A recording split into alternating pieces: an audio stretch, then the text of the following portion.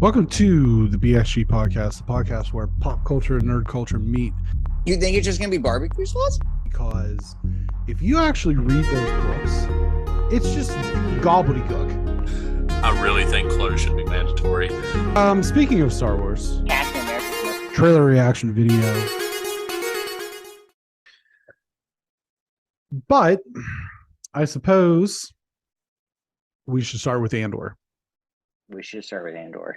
which debuted today, and we got to see a little bit of the response from the Empire as to how they're going to mitigate future attacks.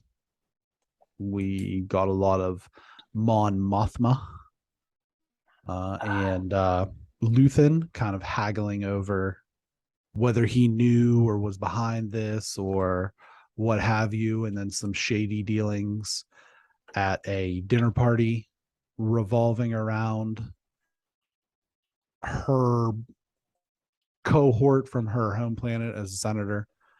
We saw Cassian sneak home and interact with his mother, as well as Bix or Bixby, Bixby, Binksy, I don't, Bixby? whatever. Yeah, Bob Bilby. And you know, he's getting ready to cash it in and, you know, take off to live the life of luxury.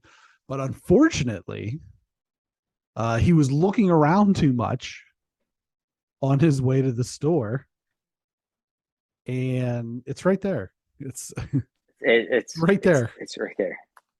I'm sweating because it's hot. I'm a tourist.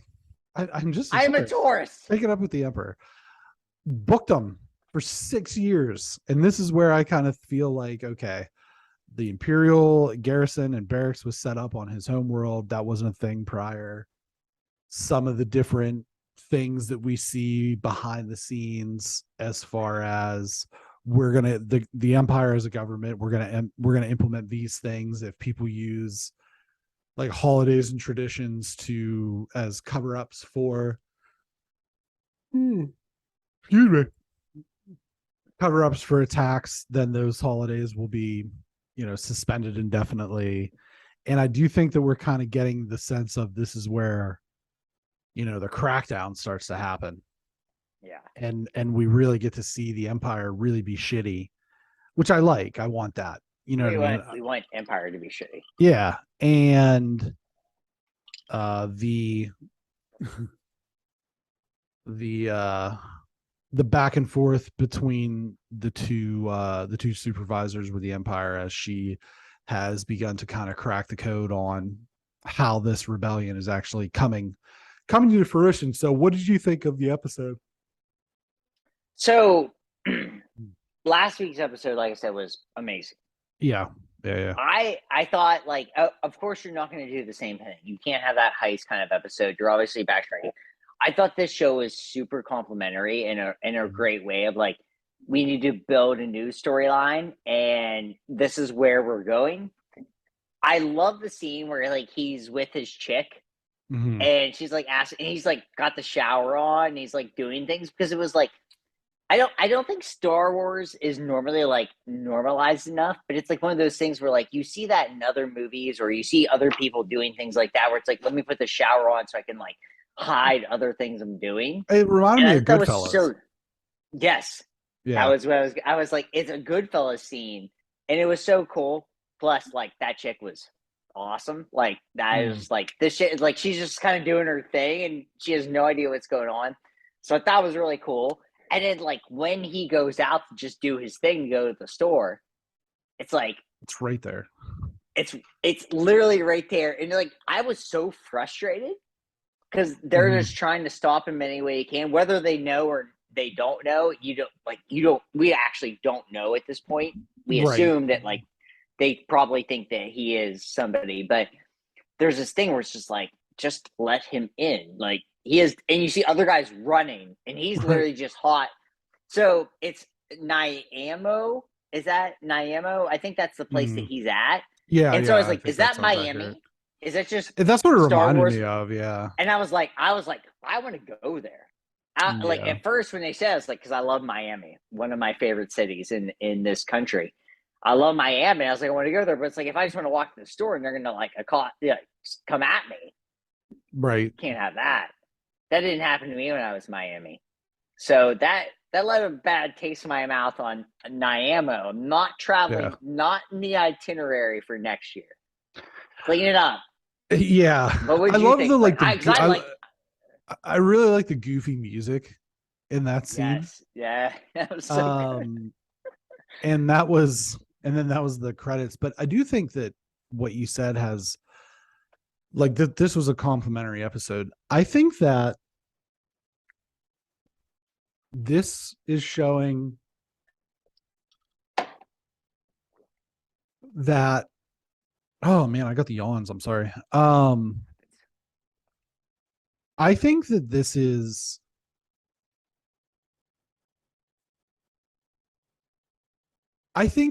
maybe better than The Mandalorian. And I think that the reason why is because there are no wasted moments on screen, let alone filler episodes. And that's been a bugaboo that I've had with both seasons of The Mandalorian, is that there appears to be these sort of just filler episodes. Right. And I think that in each case of this show, of Andor, is that something is moving forward with the plot. Something in every show matters. There's just no wasted time on screen. And I do think that part of that is, the episodes are a little shorter. This one was actually a little longer, I believe. Yeah, but like 46 minutes. Yeah, something like that. It was definitely, I think it was the longest episode of the season.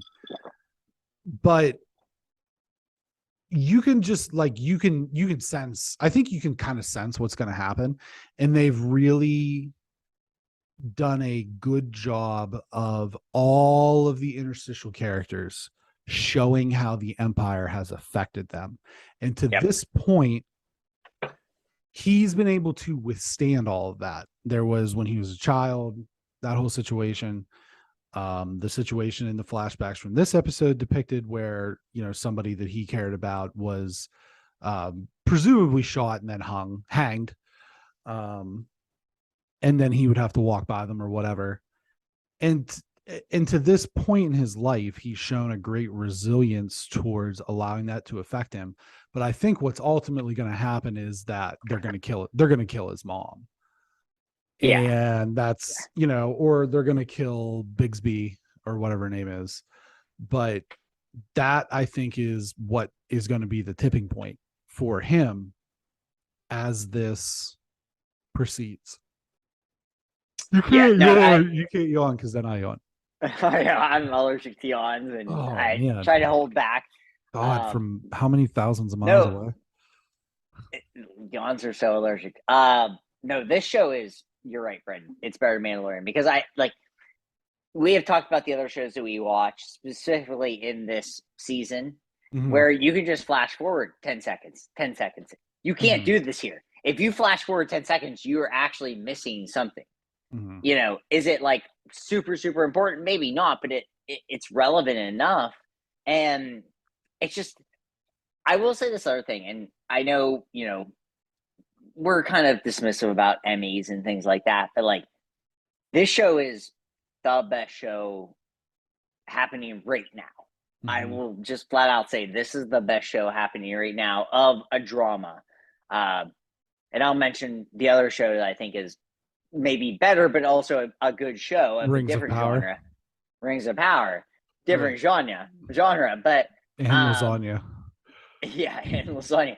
But this show is so good, and this episode, I think, and I saw an article. It was so weird after I watched this because I was thinking this, and then I saw the thing, and I was like, okay, Diego Luna is really good. He's a great actor. It's crazy the transition that he makes of being this hyper villain in the last one where like he literally like, I'm gonna shoot you. Sorry. And now he's Right. like defending himself, like, hey, what do you mean? Like, there's stores right there. And it's like, I just want to go to the Whole Foods. And he's like begging for his life. And he plays this off so well. I don't know. Like this show, you and I were both very hyped. Yeah, I was very. I had high. Would you say? Because I will say this has so far exceeded my expectations, even though I was very hyped. Because I love it. I love this show. I had high expectations, and I feel like to this point that thus far it has exceeded those expectations. But I'm going to be honest with you. Well, first of all, I don't understand where. I think we talked about this last week. I really don't understand where people any level of dislike for this show is just bonkers. No. Lightsabers, I guess. You just need a lightsaber. And I guess that's the thing, because with the plot lines that they have explored in this, you could see this being a political thriller about a Middle Eastern country or a European country. Right. It's Star Wars because there are stormtroopers in the Empire and laser guns, right? That's what makes what makes it Star Wars in this particular show. But the reality of it is where a lot of the shows, and I would argue that the Book of Boba Fett, certainly, the Obi-Wan show, the Mandalorian, to an extent, those are kind of trapped being Star Wars shows, right? Sure. But I feel like because this story could take place anywhere, that it's Star Wars, but it doesn't necessarily have to be. You know what I mean? And I think that that's kind of what makes it a little bit better. And I do think that there is, as we've kind of hammered this point home throughout all of our review discussions, is there's more of a moral grayness to this than there has been anything else. And I think that that's what makes it interesting. Versus like even the Book of Boba Fett, he's like, oh, it's this legendary badass bounty hunter, and then he's just not. Right. There's none of that with here. It's like he's like, I'm just doing what I have to do. I'm doing make it. It sounds weird, and like not to bring like the video game. It's like I'm just getting to the next stage. You know what I mean? Like you're just doing what you have to do to get to the next stage, and that's what he does. And I think that's very cool. And like you said, Star Wars is implemented because of the certain things, but it's like I like Star Wars not being shoved down my throat. Right. I like that because the show is awesome. Like if you don't like this show and you say you like if you like 4, 5, and 6 and you don't like this, like you actually don't, then you're just like. Because I feel like I won't criticize Star Wars people because they like 1, 2, and 3, or 7, 8, and 9. But like this show goes beyond those peripherals. Like this show should attract anyone. This show is someone that should attract Star Wars fans. But you could literally watch this show and not be a Star Wars fan and be like, wow. Like I think so. Really good show. It's a really good show. Yeah. And I think that's my prevailing theory. It's just going to be really interesting to see how they weave all these disparate storylines together, even with like the Cyril Karn character, who was the basically the detective that botched the whole thing in the original planet with that whole investigation, and now he's just like a rubber stamp doofus at whatever this so funny whatever this job he's at, where he's just like turning knobs and just like, fuck me, I hate myself, I hate my life. And He's got this mom who's just a pain in the ass and got to move home. It's like that's like, I think that's like low key one of the better stories in the show, because that's really relatable, where it's like, I had my dream job and I just completely fucked it up. And now I have to messed up real now bad. I have to move home and live with my mom and work at this job that I hate. It's like, that's so relatable. So relatable. But yeah, I mean, I think, the way that they choose, I really too have enjoyed the way that Skarsgård's character is very, very tertiary. And we get bits and pieces of him, and he's clearly important, but he's like really the only name guy. I mean, Diego Luna's been in some things, but like, he's the only like big name actor that's in this, and they're just kind of sprinkling him throughout. He's not like a big deal other than the third episode. Right. So I think that they're doing a wonderful job with this. I love the show. And I'm very interested to see how it all comes together. But just to go back to my point about why I am starting to suspect that this is better than The Mandalorian, is it's so wonderfully paced. Like, not just like episode by episode, but the season itself. It's like, there was all this build up to that episode, and then the heist episode goes off, and then the next episode is like the repercussions of the heist. And there was tension, but there wasn't, like, you could just tell they're just continuously building these powder kegs. And once they set one off, it's like, okay, now we have to rebuild. And I just think I think they're doing a wonderful job of storytelling, of environmental storytelling with all the different locations. Tell you what, we haven't seen much of, aside from beachside. Haven't seen a whole lot of sand. Big fan of that. Big fan of that. Yeah, big deal. It's nice. This show is just great. I'm glad that my expectations were exceeded, because I feel like a lot of times we thought about like expectations and maybe they were matched, but definitely not exceeded. And like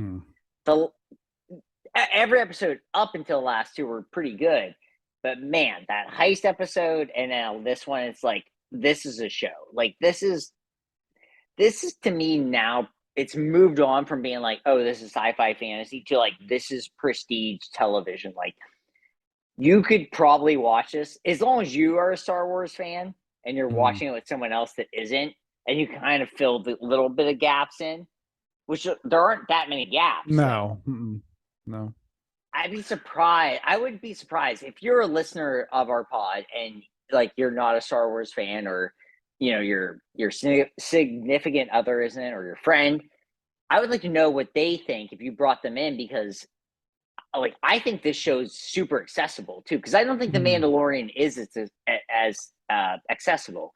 No, probably not. Right. Yeah. But this show just works, and it's so good. It just, I mean, maybe I'm just hyped off that heist episode, because I watched it again and I was like, GD, this is amazing. And I would also like you to write in if you have a friend, just in general, because I don't know what that's like. So, well, I'm your friend. Write in. Brian. Really? I thought this was just like an arrangement, like a beneficial, mutually beneficial arrangement. You and I are friends. How I am offended and saddened right now. I text you daily. I don't text anyone daily other than you. I am sad. Your mom. I tell my mom I'm alive. All right, let's get out of here. Let's move on.